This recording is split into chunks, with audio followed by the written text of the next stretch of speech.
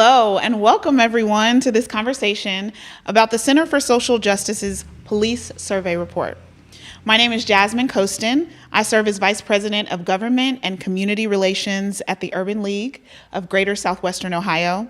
I am joined by two of my colleagues from the Center for Social Justice, and I'll give them a chance to introduce themselves, starting with Candra.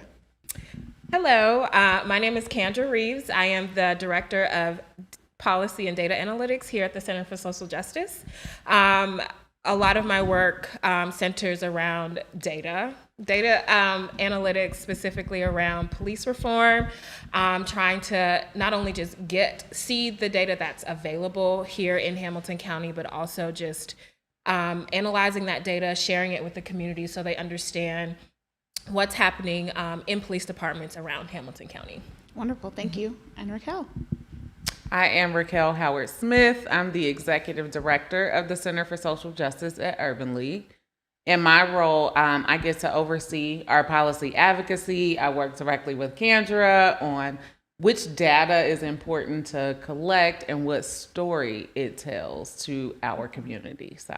Wonderful. I'm excited to be here with you both. Let's dive in. So start by giving us all some insight into the need for a report like this and the context of how the work began. Candra? So when I first started here at the Center for Social Justice in October of 2020, in October of 2020, one of the things that I started doing was just kind of looking on Google, doing a random Google search to see what kind of data was available here in Hamilton County about policing. Not to my surprise, or kind of to my surprise, because I wasn't really all that familiar or focused in the world of policing in my career. It's been mostly on like the correction side. And so I just assumed that with policing, there would be data available to the community to see what's going on in their jurisdiction. To my surprise, there was not. If there was data, it was very limited, or it was from years ago and not current, or that data was not analyzed in a way that would make sense to someone who's not necessarily in this world. So I was like, okay, so how can we start this journey of getting good data that we can share with the community? And so Rickell and I had a conversation about like how we can kind of go forward with this. And so we talked about collecting data. Our goal last year was to collect data from police departments, all 45. Again, to my surprise, was not easy because because there's so many different police departments here, they all do things differently. So they may be using one system to collect their data that this other department isn't. And so what they're collecting over here in this department is not the same that they're collecting over here. Okay. Even the way they define terms, use of force is not defined the same across the county. And so finding that information was very difficult. Okay. And so how we finally got here was to say, all right, well, since we can't do this on our own, maybe contacting the police departments and asking them, or doing this survey to just kind of get like, all right, let's just get a baseline of like what everyone is doing here. And then we can kind of make decisions after that about, okay, so now we know what's going on. This is how we're going to problem solve this. And so that's kind of how we got to creating the survey. That's quite a process. Yes. But it sounds like you were able to kind of get into the weeds and use your expertise to really find the data. You mentioned that a lot of the data that was available is not necessarily data that people who are not within the policing world would maybe understand. So give us some high level information or a high level summary of the findings. So the questions that we asked specifically for this survey were general enough that police chiefs who were responding to the survey would be easy to quickly respond to it. And so we kind of focus on these big areas. So use of force, investigations, what kind of police technology they're using, so like body cams and dashboard cameras, community oversight, what does that look like in the different neighborhoods here, and training. So a lot of these topics are these hot topic issues that have been surrounding the conversation around policing for the last 2 years. And so we really wanted to get high-level information about those 4 key areas. So when it comes to body cameras and dashboard cameras, like the types of cameras that are being used in the community when police are out, while a lot of departments do have body cameras, I think the number was 17. 17 departments have body cameras, based on the people that responded. So 17 departments have body cameras, but dashboard cameras weren't as prevalent, which was interesting to me. I'm sorry, I'm going into the weeds here, but no, it's good information. And something that we also learned, not only just like with the survey, but just the conversations that we were having with the police departments, is getting access to this type of technology to be able to say, hey, we're recording all our conversations, all of the contact that we have with community is actually quite expensive. And so the body cameras themselves are pretty reasonably priced, but when it comes to like the maintenance and like the storage of that information, it gets really expensive. So when you have these smaller departments around the county that are already hurting for money, and now they want to invest and get these body cameras, because it's not only good for community, it's also good for the police officer. Absolutely.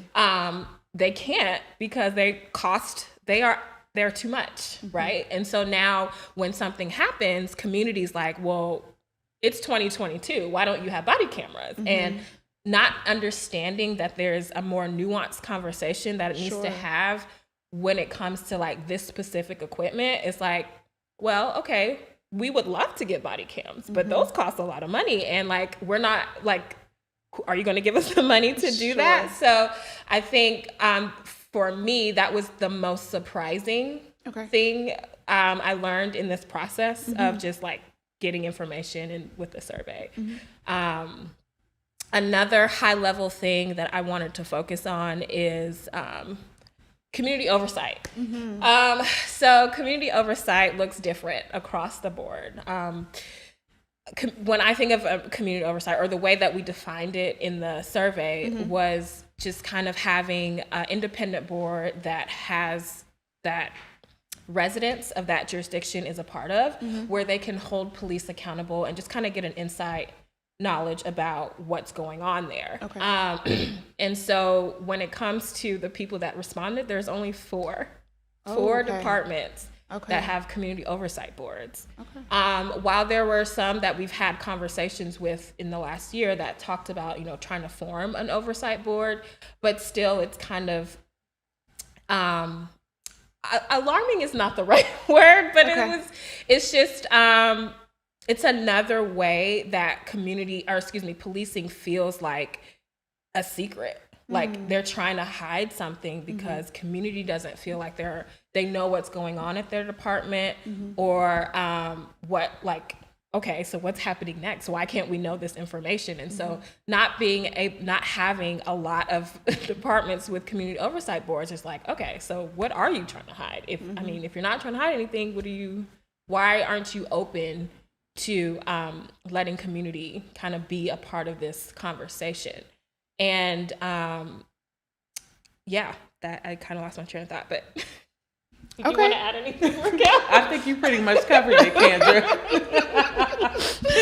All right. Well, Rickell, tell us a little bit about why this information is so important for the community to know. Why was it necessary to do something like this? Well, for a couple of reasons, in my opinion. First, when there's a critical incident that happens, a police shooting, incident of police brutality, these are the issues, are the questions that communities ask themselves. Where's the body cam footage? Right. Why doesn't this department have body cams? When is the department going to release a statement? How long does an investigation take? And, policing can be very complex once you start reading it, digging into all the policies and procedures. Sure. And this was a way for us to let the chiefs provide their own answers that we can then provide to the community on some of these nuanced issues. Like I said, use of force investigations. I think that I know that when there is an incident of especially deadly use of force, community wants to know right away what is happening to the officers involved. That's right. And we rarely get that information. After doing some of our own research and also looking at the survey results, we know that there are several barriers to releasing that information right away. That surprisingly go outside of the chief's, chief may be willing to provide that information to community, but sometimes it's the union contract that protects the officers or may prevent the police chief from being public about it until the investigation is complete. So we ask the question, how long does it take to, complete an investigation, and who does it? Those are the things that we ask ourselves, and we thought that it was important, especially with so many departments here, with different sets of policies, to give a bird's eye view of what you can expect here in Hamilton County. That's wonderful. It sounds like this was kind of demystifying what many people, kind of going off of what you said, Candra, feel like is a secret, when really it may just be a lack of communication or understanding about those nuances. And so thinking about that, what insight have you all gained as a result of working on this report and collaborating with law enforcement? I can step in on that first. I was, I think, pleasantly surprised to see the number of chiefs that actually did want to work with us. It's when we've met with departments one-on-one, folks are pretty transparent, willing to provide the data that they do have, pretty open about the things that they can't afford and what the barriers are. Sure. We've made recommendations to each and every department we've met with. Some of them are very receptive. Others are like, no, it's okay. But I think that I was really pleasantly surprised coming into it that at least the number of departments that have been responsive to working with the Urban League and the community at the same time is higher than I anticipated.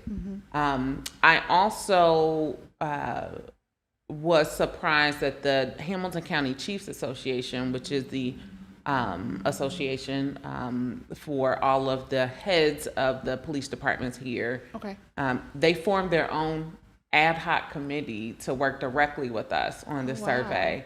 And I think initially it's like, just fill out the survey. However, that, and I don't know whether they had foresight here or whether it was just, something that organically happened. Meeting with that smaller group that was dedicated to working directly with us, I think probably helped build a closer relationship.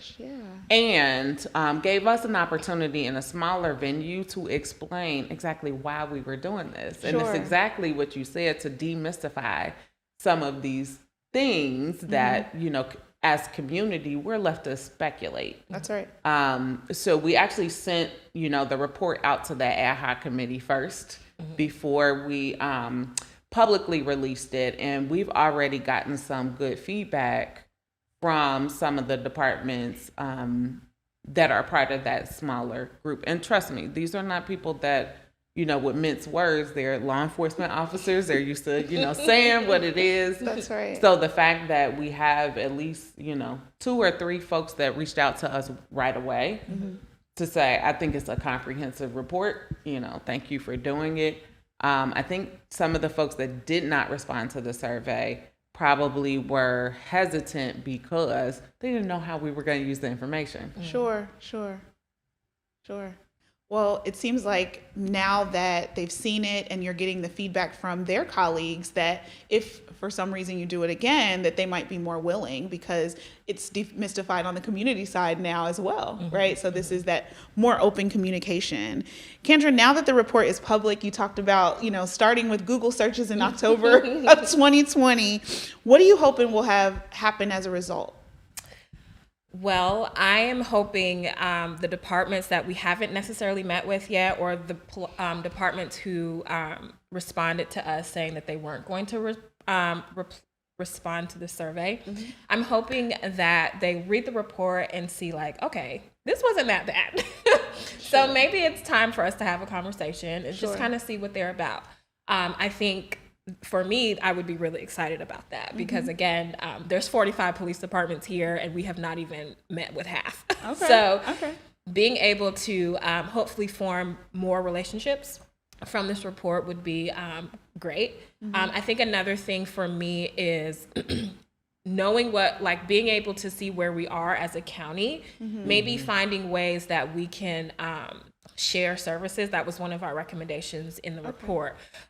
So again, going back to body cams and dash cams, those are very expensive. If there's a way that we can all come together as a county to say, all right, is there a way that we can consolidate this so we're not all paying this piece for this company or this piece for that, whatever, having the ability to say, all right, this is what we need. This is what community wants from us. How can we pool our resources to make sure that we are providing community with what they want us to do? Sure. Well, Rickell, I would love for you to answer what's next for the Center for Social Justice and your police reform work. You have the report out. I think that it's being received very well by community and law enforcement. So what's next? So as Candra mentioned, we have a total of 16 recommendations in the report. And we plan to use those recommendations to guide our discussions with local departments because, we came into it thinking we're going to address racial profiling, reduce uses of force, increase accountability and help establish community oversight here. But as Candra said before, we quickly found out that we needed to take a step back and address some very, I would say, foundational issues when it comes to being transparent and having information out there regarding day-to-day interactions with police officers. So, for example, one of our recommendations is to have a statewide requirement